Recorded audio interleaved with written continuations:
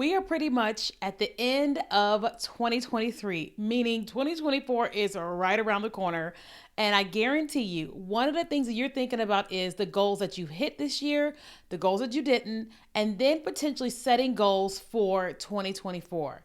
And so today I want to talk about here are 3 ways to achieve goals in 2024. Welcome back to my channel where I post a content every single week, Monday, Wednesdays, and Fridays, teaching you all things you need to know about life and business, more importantly, making money in your business, but having a balanced life.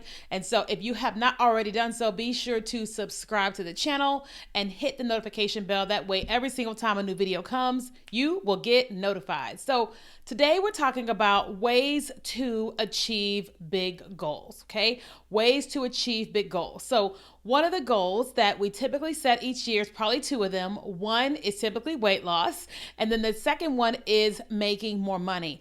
And no matter what the goal is, or whether it's getting married or whatever, you've got to understand that anytime you are trying to set a big goal, then what that means is that you haven't been able to attain it like prior to setting the goal. And so you have got to figure out what is the strategy. So that way the next year I'm not setting this goal again, but I hit it and now I can set another one. So I want to give you 3 things that I think you could do in order to be able to hit big goals. One of the first things that I like to do when it comes to a really big goal is I like to break things down into steps and stages, because the truth is, if you're trying to lose 25 pounds, while that may not sound like a lot, it is a lot. That is a large percentage of your body. And so it is really important that you go, okay, if the bigger goal is 25 pounds,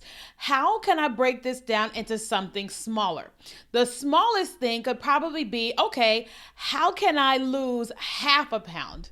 Okay, if you want to lose 25 pounds this year, right? How can I lose half a pound and break it down, right? So you take 25 times half a pound and go, okay, how many weeks, how many months, or whatever does it take when I'm doing half a pound? Maybe that's half a pound a week, or whatever the number is, right?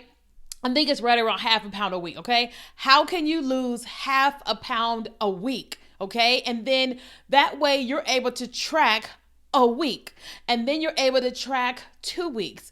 And if you're noticing that you're not losing that half a pound each week, then you can start making some adjustments. If you're finding that you're actually losing a pound a week, then you can go, okay, whoa.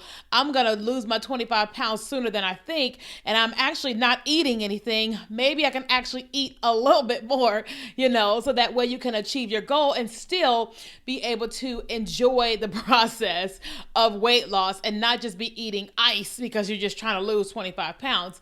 But that could be, let's just say your goal is to make more money. Well, then you can go, okay, this year I made $75,000 or whatever your number was.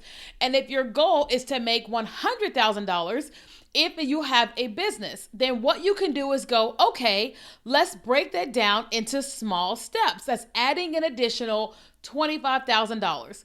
Let me take a look at what we did this year to make $75,000.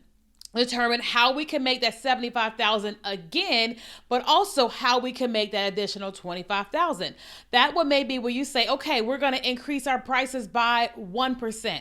Or 0.5%. And then immediately you may go, okay, this is how we're going to hit our goal. Or you add a new product or service or something like that. Or you add an affiliate program, or you add a whatever program where someone's paying you to be an affiliate of theirs, whatever it is. But you have the bigger goal, and then you are now breaking it up into little bitty steps. The next thing you can do to achieve big goals is creating accountability, okay? Now, I know that may be a word that you may not like, but it is a word that works, okay? It is a word that works because typically when we have set a goal, if somebody or some people are there and they are holding us accountable to doing the thing that we say we're setting the goal to do, we are more likely to actually do that because there is somebody watching us. There is somebody that we have to be held accountable to. Like I'm in a business cohort and we have to do certain things. Like you can see our KPIs, you can see our revenue, you can see where we said the last meeting we were going to do X, Y, and Z, like every single month. My job is to take all the notes and all that. And then I send an email to everybody outlining in detail what it was that they say that they were going to do. And so it's like it has been written, it has been laid out, and everybody's being held accountable. And then there's this document that shows how much money we're bringing in every single month and our KPIs, if we're hitting them and if we're not hitting them, and all the things, right? So that accountability for me has caused me to do what I say that I'm going to do. And it has caused other people in my group to do what they say that they're going to do as well. So if you have some goal, whatever that big goal is this year, then I encourage you to find someone or people that don't just have their own goals, but these are people that have accountability for themselves. These are people who actually go after their goals and they hold themselves accountable, and they are honestly willing to hold you accountable to help you reach those goals. And then the last thing you can do to achieve goals is reward your progress, okay?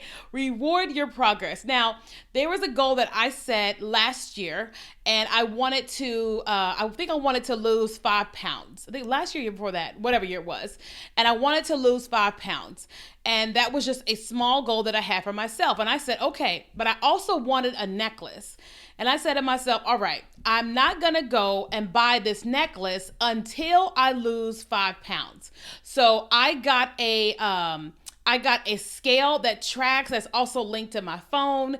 I got, what did I get? I got something else. I told somebody about the goal that I was trying to track and all the things. And so I took a picture. Well, no, the app already shows a picture of here's where we're starting. And then I went out online to find the necklace that I actually wanted to purchase. Didn't find it, but I said, I'll go into a store, I'll find it. And so I started my journey of doing the thing that I needed to do so that I could lose weight. And then each day, each week or whatever, I would get on the scale. If the scale wasn't moving, then I know, okay, I've got to make some adjustments and, because the weight's not falling off. And so I just kept making adjustments and then eating, of course, exercising and just making the adjustments, as I was going along.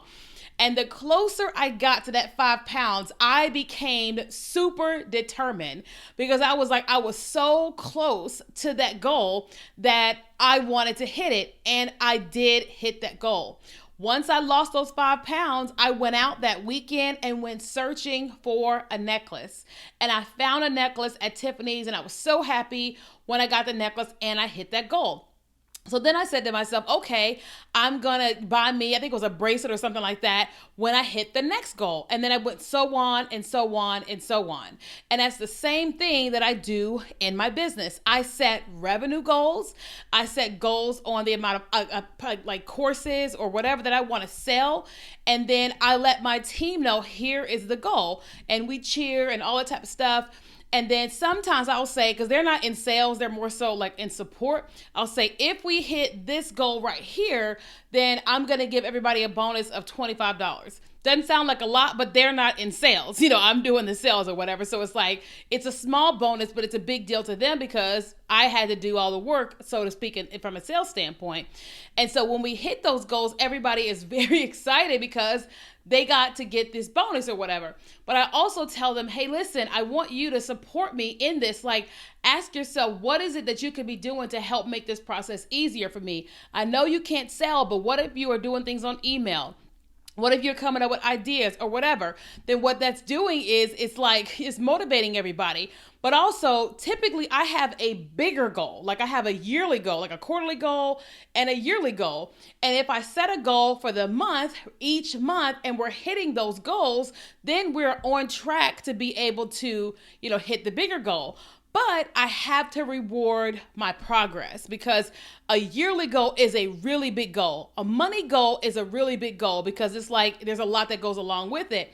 So I make sure that I reward my own progress and then I reward the progress of the team because we can all celebrate and be together on that. Okay. So again, the 3 things that I recommend that you do is breaking things into smaller steps, having accountability, good accountability, and making sure that you are rewarding your progress. And so I want you to tell me, if you're brave, in the comment section, what is one goal that you're going to set for yourself for 2024?